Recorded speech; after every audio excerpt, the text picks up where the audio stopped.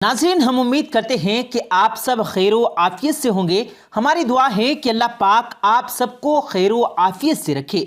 अल्लाह ताला का फरमान है कि तुम्हारे ऊपर जो भी परेशानी और मुसीबतें आती हैं, ये तुम्हारे अपने ही हाथों की कमाई हुई है।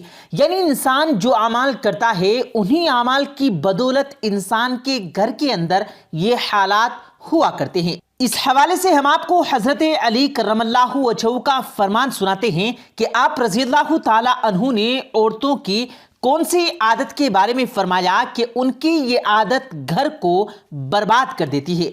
इस बारे में हज़रत अली शेर खुदा के ये हक़ाइक़ हैं कि हज़रत अली रज़ियल्लाहु ताला अन्हु की खिदमत में एक औरत हाजिर हुई और कहने लगी कि अमीरुल मोमिनीन, वो कौन सी औरत है जो अपने घर को बर्बाद करने वाली है, घर से अल्लाह की रहमत और बरकत को ख़त्म करने वाली है। तो आप रज़ियल्लाहु ताला अन्हु ने फरमाया, याद रखो, जिस औरत में ये एक आदत मौजूद हो, वो औरत अपने घर को बर्बाद कर देती है।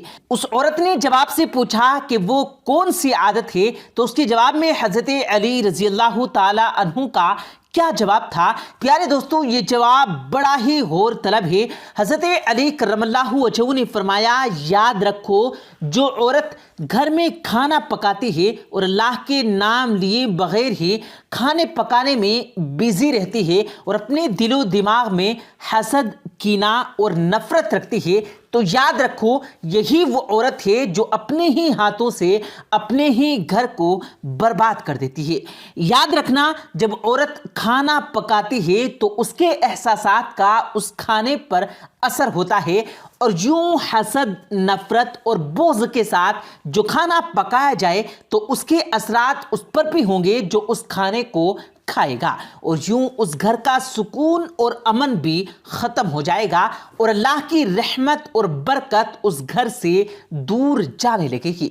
तो उस औरत ने हज़रत अली करमल्लाहु वजहू से पूछा कि अमीरुल मोमिनीन, इससे बचने का कोई हल है?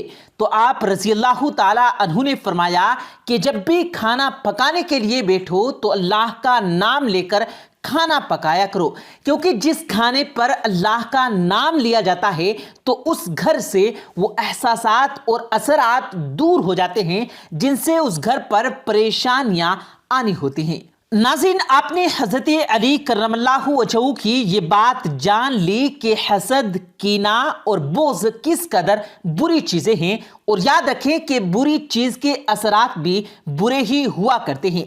और दूसरी चीज़ें जो हिकायत में बयान हुई वो अल्लाह के नाम की बरकत है कि अल्लाह का नाम जब खाने पर पढ़ा जाता है तो अल्लाह ताला उस खाने में बरकत भी अता फरमाता है और उससे नुकसान भी उठा लेता है। याद रखें कि हदीस नबी सल्लल्लाहु अलैहि वसल्लम में भी हसद और कीना की सख्त मुमानियत फरमाई गई है।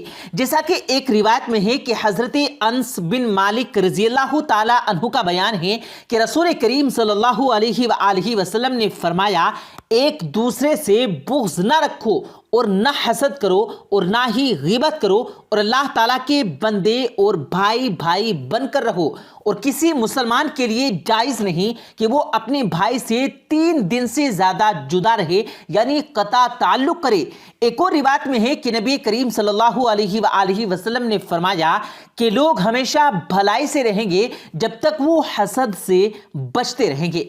तो इन रिवायात में हसद की मुमानियत और साथ ये भी फरमाया कि हसद और भलाई दोनों इकट्ठे नहीं हो सकते। जहां हसद होगा वहां भलाई और बरकत और अल्लाह की रहमत नहीं हो सकती, और जहां भलाई और अल्लाह की रहमत और बरकत होगी वहां हसद का कोई काम नहीं है। याद रखें कि हर अखलाकी बुराई नुकसानदेह है। कभी ये नुकसान दुनिया में ही नजर आता है और कभी आखिरत को मौकूफ हो जाता है। लेकिन हसद या जलन एक ऐसी बीमारी है, उसका शिकार दुनिया में भी नफ्सियाती अजियत उठाता है, दिल ही दिल में घुट कर ज़हनी और जिस्मानी अमराज में मुब्तला हो जाता है। यानी हसद की सज़ा का अमल इस दुनिया से ही शुरू हो जाता है। इसी वजह से कुरान मजीद में हसद करने वालों के शर से अल्लाह की पनाह मांगी चाहिए, क्योंकि वो इस बावलेपन में भी इस हद तक जा सकता है। और याद रहे कि हसद के बारे में फरमाया, हसद नेकियों को इस तरह से खा जाता है जैसे सूखी लकड़ियों को آگ کھا جاتی ہے۔ اس لیے دنیا اور آخرت کی بھلائی کے لیے اس بیماری کو جاننا اور اس سے بچنے کی تدبیر اختیار کرنا بہت ضروری ہے۔ یہاں مختصراً آپ کو یہ بات سمجھانے کی کوشش کرتے ہیں کہ حسد کیا چیز ہے۔ یاد رہے کہ حسد کے لغوی معنی کسی دوسرے شخص کی نعمت یا خوبی کا زوال چاہنا یا اس کے نقصان کے در پہ ہونا ہے۔ مثال کے طور پر ایک شخص جب دیکھتا ہے کہ اس کے بھائی کے پاس کار آ گئی تو وہ آرزو کرتا ہے، تمنا کرتا ہے کہ کاش یہ کار اس سے چھن جائے، اس کی کار کو کوئی نقصان پہنچ جائے تاکہ اس کی راحت میں اضافہ ہو۔